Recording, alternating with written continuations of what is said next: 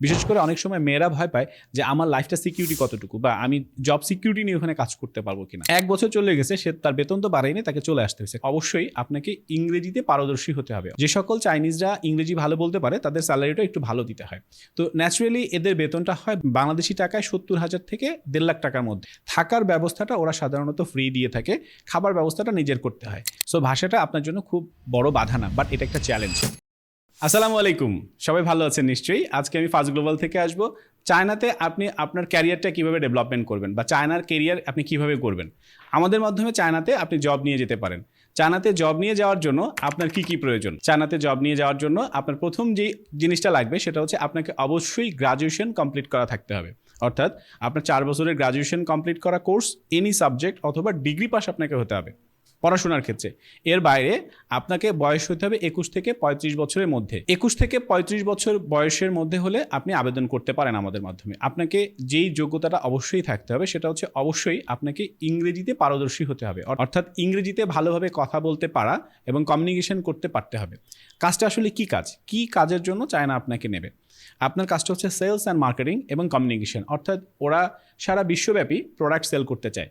ওদের বিশ্বব্যাপী product sell করার জন্য ইংরেজিতে কমিউনিকেশন করতে হয়। আপনারা জানেন চাইনিজরা সাধারণত চাইনিজেই বেশি পারদর্শী হয়, ইংরেজিতে খুব বেশি পারদর্শী থাকে না। তাদের জনসংখ্যা অনেক বেশি, যার কারণে সব ধরনের প্রফেশনে তাদের লোকজনগুলো দরকার হয় না। তাদের যেই প্রফেশনের লোকটা দরকার হয় সেটা হচ্ছে ইংরেজি জানার জন্য লোকটা নিতে পারে। ইংরেজি জানতে হলে, বা চায়নাতে কি লোকজন ইংরেজি জানে না? চায়নার লোকজনও ইংরেজি জানে, বা যে সকল চাইনিজরা ইংরেজি ভালো বলতে পারে তাদের স্যালারিটা একটু ভালো দিতে হয়। সো আমাদের দেশ থেকে যখন চায়নাতে লোক যায়, বা চাইনিজরা যখন আমাদেরকে হায়ার করে, তখন ওই সমপরিমাণ বেতনটা দিতে হয় না। তো ন্যাচারালি এদের বেতনটা হয় বাংলাদেশি টাকায় 70,000 থেকে 1.5 লাখ টাকার মধ্যে। অর্থাৎ ইনিশিয়াল ওরা স্যালারিটা ধরে 4,000 RMB। তো 4,000 RMB বর্তমান রেট অনুযায়ী যদি আপনি 19 বা 20 টাকা করে গুণ দেন, যেটা আসে সেটাই আপনার স্যালারিতে হবে। আপনার ডিউটির সময়টা হয় 8 থেকে 10 ঘন্টা। আপনার ন্যাচুরাল যে ডিউটি আওয়ার 8 ঘন্টা, 8 ঘন্টার পর যদি আপনি ডিউটি করেন সেই ক্ষেত্রে ওরা আপনাকে অবশ্যই ওটি দেবে। থাকার ব্যবস্থাটা ওরা সাধারণত ফ্রি দিয়ে থাকে, খাবার ব্যবস্থাটা নিজের করতে হয়। অনেক সময় কোম্পানি আপনাকে খাওয়ার ব্যবস্থাটাও করে দেয়, বাট চাইনিজরা যে ধরনের খাবার খায় আমাদের দেশের প্রেক্ষাপটে ওই খাবারটা হজম করা বা ওই খাবারের টেস্ট ওই মানের হয় না।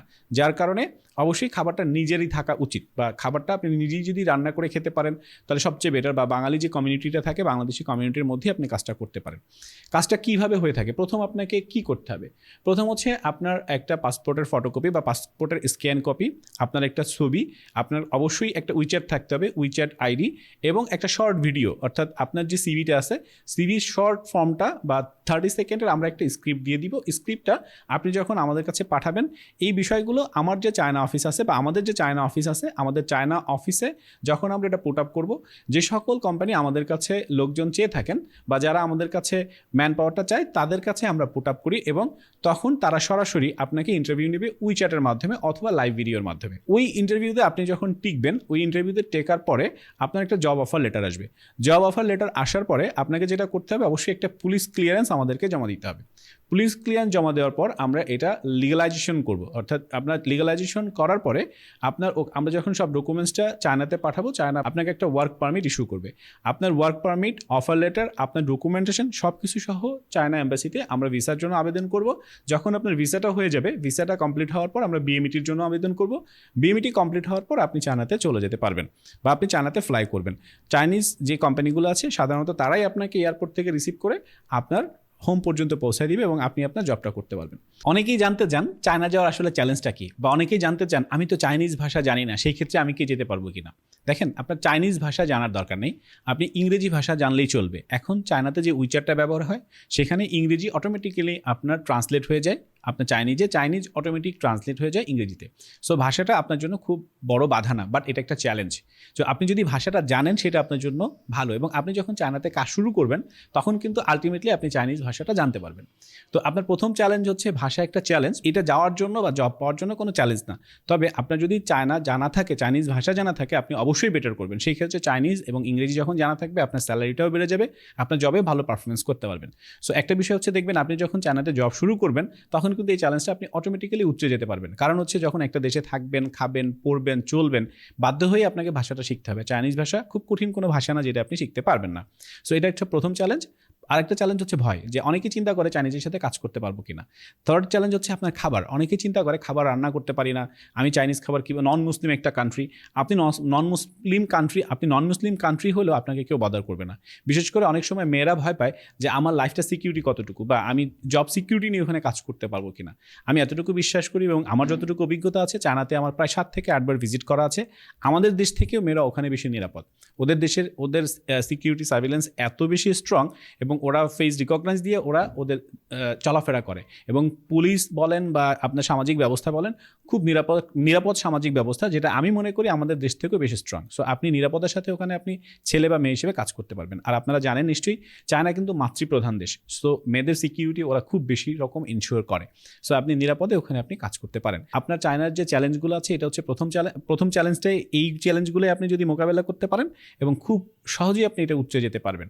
এবং সুবিধাটা কি, সুবিধাগুলো তো আমি অলরেডি বললাম, যেই সুবিধাগুলো অলরেডি পুরো ভিডিওটা যদি আপনি দেখেন জেনে যাবেন। এরপরে যদি আরও সুবিধা জানতে চান আমাদেরকে ইনবক্স করতে পারেন। এবার আসি খরচের বিষয়ে, যে আমার কেমন খরচ হতে পারে। খরচটা আসলে কোম্পানি ভেদে এক রকম হয়। খরচটা কেমন হয়, খরচটা জানার জন্য অবশ্যই আমাদের সাথে যোগাযোগ করতে হবে, কারণ খরচটা ভ্যারি করে কোম্পানি ভেদে, যে কোন কোম্পানিতে আপনি যাচ্ছেন তার উপর ভেদে আমাদের খরচটা নির্ভর করে।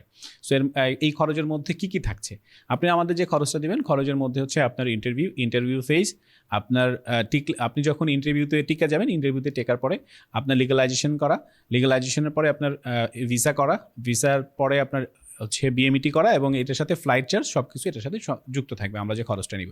সো ইন ডিটেলস খরচের ব্যাপারে জানতে হলে অবশ্যই সরাসরি আমাদের সাথে যোগাযোগ করতে হবে। আমাদের সাথে সরাসরি যোগাযোগ করার জন্য ঠিকানা তো দেওয়াই থাকলো।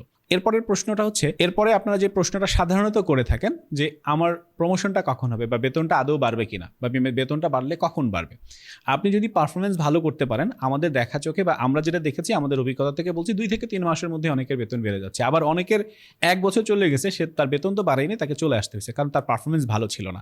যার পারফরমেন্স ভালো ছিল, ইন্টারভিউতেও সে ভালো রেজাল্ট করেছে, এবং যাওয়ার পরে 2 থেকে 3 মাসের মধ্যেও তাদের বেতন বাড়িয়ে দিয়েছে। এবং যখন 1 বছর পর সে আবার পুনরায় কন্টিনিউ করার ক্ষেত্রে তাকে ফ্লাইটের ভাড়া দিয়ে দিয়েছে, অর্থাৎ এক বছর পরে 1 মাসে যে ছুটি দিয়েছে, ছুটির টাকাও কাটেনি, উল্টা আপনাকে বিমান ভাড়াটা দিয়েছে। আপনার এই পজিশনগুলোতে, অর্থাৎ চায়নাতে যাওয়ার জন্য কারা সবচেয়ে ভালো করছে, আমাদের দেখা চোখে সবচেয়ে যারা ভালো করছে, সেটা হচ্ছে চায়নাতে যারা পড়াশোনা শেষ করে এসেছে। অনেকেই হয়তো আমাকে ব্লেম দিয়ে থাকেন, বা অনেকেই কোশ্চেন করেন, ভাই চায়নাতে আমি পড়াশোনা করলাম, কোথাও একটা চাকরি খুঁজে পেলাম না, আপনি বলতেছেন চায়নাতে পাঠিয়ে দিবেন, হাউ ইজ পসিবল। দেখেন, আপনি যখন চায়নাতে পড়াশোনা করেছেন তখন আপনি ওয়ার্ক পারমিট নিয়ে যান নাই, আপনি পড়াশোনা করার জন্য গিয়েছেন, এবং পড়াশোনার পাশাপাশি চাকরি করার সুযোগটা চাইনিজ গভর্নমেন্ট দেয় না। আপনি এখন যখন যাচ্ছেন তখন আপনি চায়নাতে পড়াশোনা করার জন্য যাচ্ছেন না, আপনি চায়নাতে সরাসরি জব নিয়ে যাচ্ছেন। তো চায়নাতে আপনি যখন সরাসরি জব নিয়ে যাচ্ছেন, ওখানকার লিগ্যাল ডকুমেন্টস, বাংলাদেশের সকল লিগ্যাল ডকুমেন্টস মেনেই আপনি ওখানে জব করতে যাচ্ছেন। তো সেই ক্ষেত্রে আপনার ভয় পাওয়ার বা এইরকম কোনো সুযোগ নাই যে জবটা আপনার হবে কিনা, আপনি বেতন পাবেন কিনা, এই ধরনের ভয় পাওয়ার কোনো কারণ নেই। সো আপনি যদি চায়নাতে জব করতে যান, অবশ্যই আমাদের মাধ্যমে যেতে পারেন। সবচেয়ে বড় বিষয় হচ্ছে চায়নাতে আমাদের যে অফিস আছে, এবং চায়নাতে আমাদের মাধ্যমে যারা জব করতেছে, কারা জব করতেছে, আপনি আমাদের অফিসে আসেন, দেখেন, তাদের সাথে সরাসরি কথা বলেন, আপনি বুঝতে পারবেন। চাইনিজ অফিস যখন আপনার ইন্টারভিউ নিবে, চাইনিজ যারা আপনাকে হায়ার করবে তারা যখন ইন্টারভিউ নেবে, আপনার অনেক কোশ্চেনগুলো কিন্তু নাই হয়ে যাবে। সো আশা করি অবশ্যই আপনি চায়নাতে একটা ভালো ক্যারিয়ার করতে পারেন। এবং চায়নাতে ক্যারিয়ার করার পরে সবচেয়ে মজার ব্যাপার হচ্ছে, আপনি যদি এখান থেকে জবটা সুইচ করতে চান, ইউরোপ মার্কেট, ইউএস মার্কেটে সুইচ করতে চান, এবং আপনার যদি পারফরমেন্স ভালো থাকে, অনায়াসই কিন্তু আপনি সুইচ করতে পারবেন। কেন?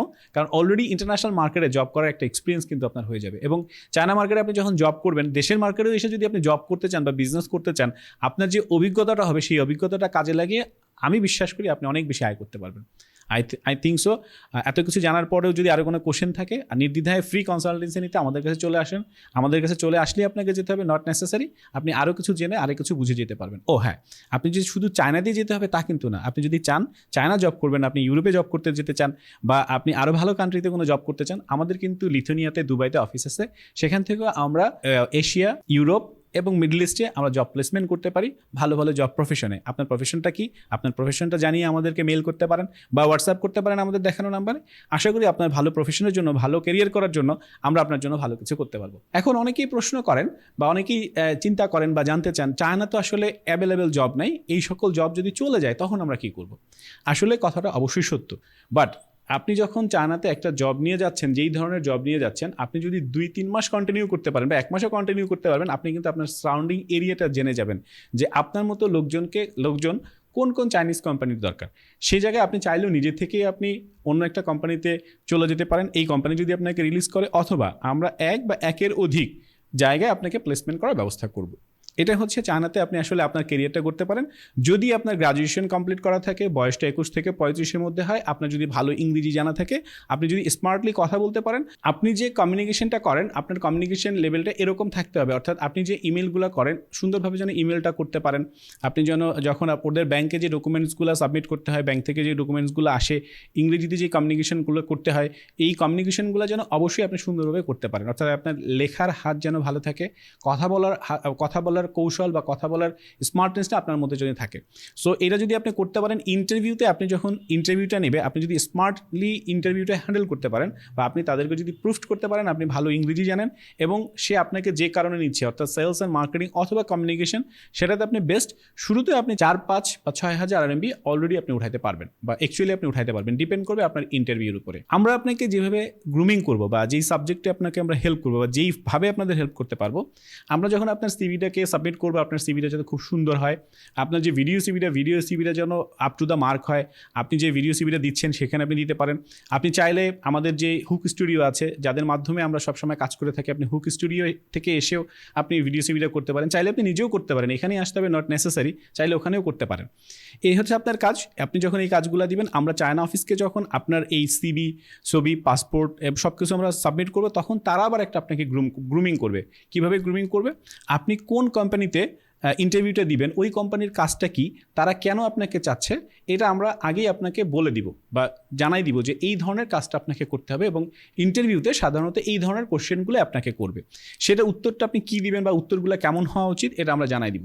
বাট আপনার মধ্যে যদি স্কিল না থাকে, আপনি যদি ভালোভাবে ইংরেজিতে কথা বলতে না পারেন, আমি যতই আপনাকে গ্রুমিং করি বা যতই আপনাকে শিখিয়ে দিই, আপনি কিন্তু ইন্টারভিউটা নিজের থেকে দিতে পারবেন না। সেই ক্ষেত্রে কিন্তু আপনার চান্স পাওয়ার সম্ভাবনা নাই, ইন্টারভিউতে উত্তীর্ণ হওয়ার সম্ভাবনাটা কম। তো আপনি যদি ইন্টারভিউতে উত্তীর্ণ না হন, আমাদের কোনো কিছুই করার থাকবে না। তবে আমাদের তরফ থেকে যত রকম সহযোগিতা আছে সব রকম সহযোগিতা আমরা করব। সো আপনার ভয়ের কোনো কারণ নেই।